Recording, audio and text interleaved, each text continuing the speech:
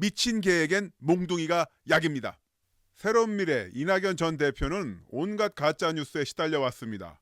박정희 찬양했다, 전두환 찬양했다, 노무현 탄핵했다 등등. 이대로 보자면 기자였던 이낙연을 정치인으로 발탁하고 그를 중용했던 김대중, 노무현, 문재인 이 세 명의 대통령은 뭐가 되는지 정말 의아합니다. 그리고 이낙연 신천지 연루설도 있었죠.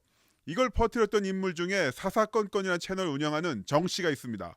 정 씨는 지난해 6월 26일 이낙연이 신천지와 손잡은 확실한 증거를 보여드립니다 라는 제목의 영상을 올렸습니다.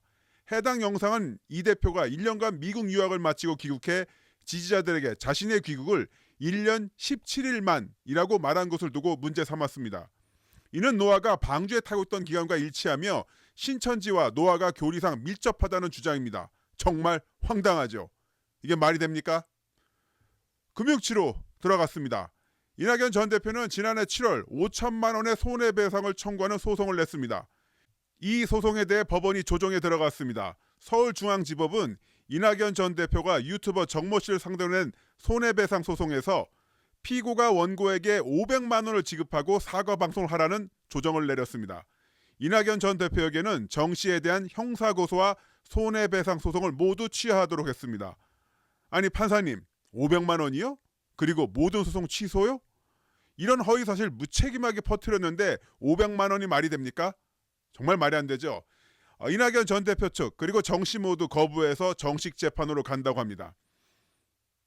이낙연 신천지 설의 원료는 어디일까요? 바로 거대 유튜버 김어준의 다스베이다로 거슬러 올라갑니다.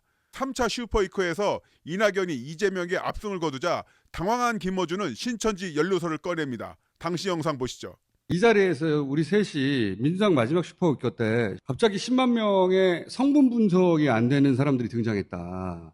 그때도 셋의 머릿속에는 신천지 이렇게 떠올랐어. 제가 얘기했잖아요. 종교 집단이 그러니까 한 것 같다고. 그렇게 생각할 수밖에 없는 게 마지막 슈퍼위커 때는 이 권리당원도 훅 들어와도 투표율이. 그런데 10만 명을 한 번에 움직이려면 그 10만 명이 우선 누군지 미리 알아야 돼요. 개별적인 권리당원들은 누가 했는지 서로 몰라요. 미리 알아야 되거든. 10만 명한테 쫙 뿌리려면. 이때 고개를 끄덕거리며 김어준의 주장에 동의하며 신뢰를 심어준 이들은 무려 여론조사업체 리얼미터, 윈즈코리아 컨설팅의 이택수, 박시영 두 사람이었습니다. 이런 식이죠. 자신의 매체에 자신의 주장에 수긍하는 전문가들을 불러서 그 주장에, 허무맹랑한 주장에 더 큰 신뢰를 심는 김어준의 방식 말입니다. 저 주장이 사실이라는 근거는 단 하나도 없습니다. 단톡방에 몇 명만 있어도 외부로 유출이 되는데 무려 수만 명의 신도들을 일사불란하게 선거인단에 가입시키고 투표를 시켰다고요? 가짜뉴스라고 해서 바로 고소고발할 수 있는 것도 아닙니다. 때에 따라선 무혐의가 나오거나 또는 아예 수사 자체가 기각이 될 수도 있습니다. 자신의 의견, 추측, 전언 등을 교묘히 섞어서 말하기 때문에 고소고발의 요건이 충족되는 것도 매우 드뭅니다. 따라서 그만큼 초기 대응이 중요합니다. 바로 즉각 대응하는 전담팀을 만들어 법적 조치 가능 여부를 판단하고 그것이 불가능하다면 대응 콘텐츠를 만드는 방법 등을 추구했어야 했습니다. 총선 패배 후 출범한 새로운 미래 비대위에서는 이낙연 대표에 대한 악마와 당에 대한 가짜뉴스에 강력하게 대응하기 위해서 당내에 진실왜곡대책위원회를 구성하기로 했습니다.